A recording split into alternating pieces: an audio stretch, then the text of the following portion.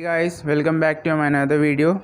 So in my last video I had completed the topic the direction of current and the direction of electrons.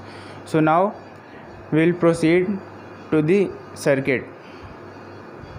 So firstly, what is circuit? A circuit is a closed and continuous path through which electric current flows is known as a electric circuit. Now we will learn about some parts of the electric circuit. So firstly, the main parts of the electric circuit is cell or a battery. So firstly, what is cell?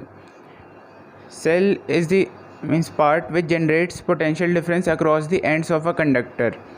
And when more than one cells are connected with each other in series, then they form a battery. Now the symbol of cell is like this, and the battery, when two cells are connected with each other in series, they form a battery, and this is a symbol of battery. Now the next part is switch. It is represented by this diagram. It is a closed switch and this is a open switch. Now the next part is bulb. Bulb, or we can say any appliance. Generally we take bulb to represent any appliance. When there are no rays coming from these bulbs like this, then we can say that the circuit is open, or we can say that current is not flowing through the circuit. And when the rays are coming like this, then we can say that the circuit is closed and the current is flowing through the appliance. Now the next part is resistor.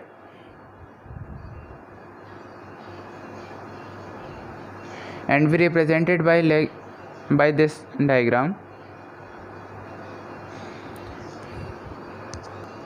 It opposes the current flow in the conductor. Now here another type of resistance is there, rheostat. It is a variable resistance. We can control its resistance, and it is represented by this diagram.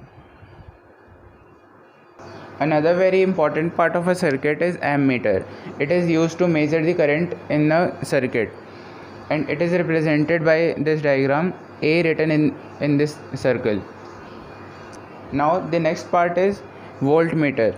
It measures the potential difference across the ends of a conductor, and it is represented by this diagram, V written in a circle. Now a very important part of a circuit is galvanometer. It is represented by this diagram, and its function is to detect the direction of current or detect the current in a circuit. And now general diagrams used in a circuit are wire joint, wire crossing, and fuse. Now fuse is also an important part. It is represented by this, and its function is to break a circuit when there are conditions like overloading or short circuit. The filament in the fuse melts when the large amount of current flows through it.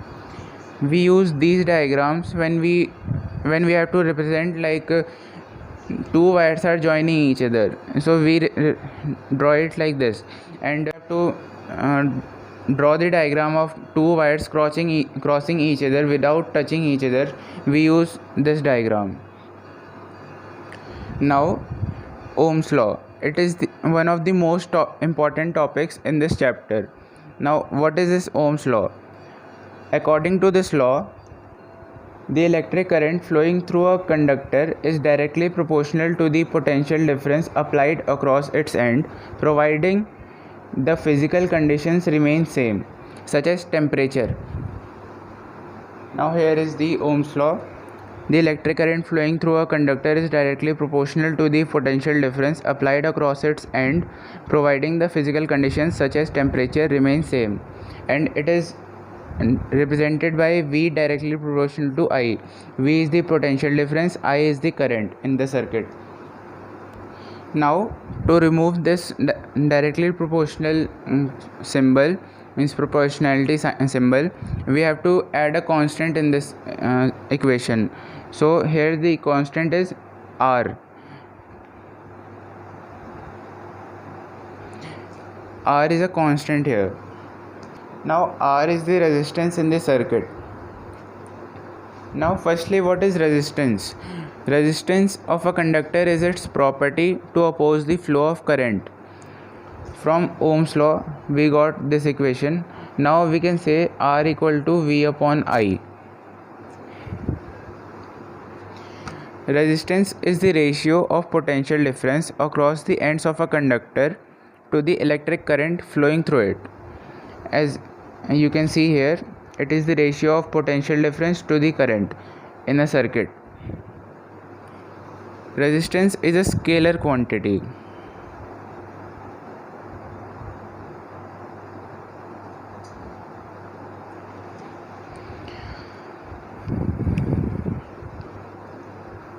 The SI unit of resistance is ohm, and it is represented by the Greek letter omega. And in exams a question comes like that, define 1 ohm. So we can define it by writing, if a current of 1 ampere flows through the conductor by applying a potential difference of 1 volt, the resistance is 1 ohm.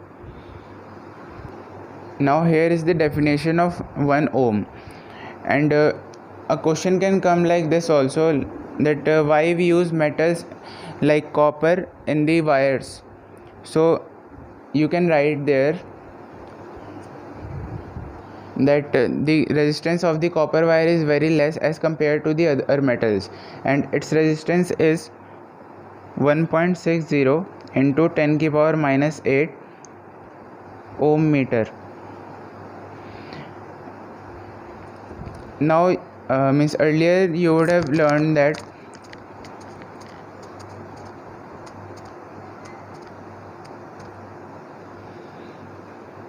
this is the formula of resistance. We can calculate the resistance in a circuit by this formula. This is rho, it is the constant. This is the resistivity of any material. It is constant for the particular material. This L, it is the length of the conductor. A, it is the area of cross section of the conductor. Now just imagine that the length of conductor is 1 meter and the area is 1 meter square. Then R is equal to rho. Then the resistance will get equal to the resistivity. Now resistivity of a material is the resistance of conductor of that material having unit length and area of cross section is 1 meter square. Now here I have written what I have said just now. Now here you will see cross section. What do you mean by cross section? Now imagine that this is a conductor and this is its center and this is the radius. Now area of this region is the cross section of a conductor. That's all for today. Now in the next video we will learn in more detail about the resistivity of a conductor. So thank you, and like the video, subscribe to the channel, and see you in the next video. Hellcat.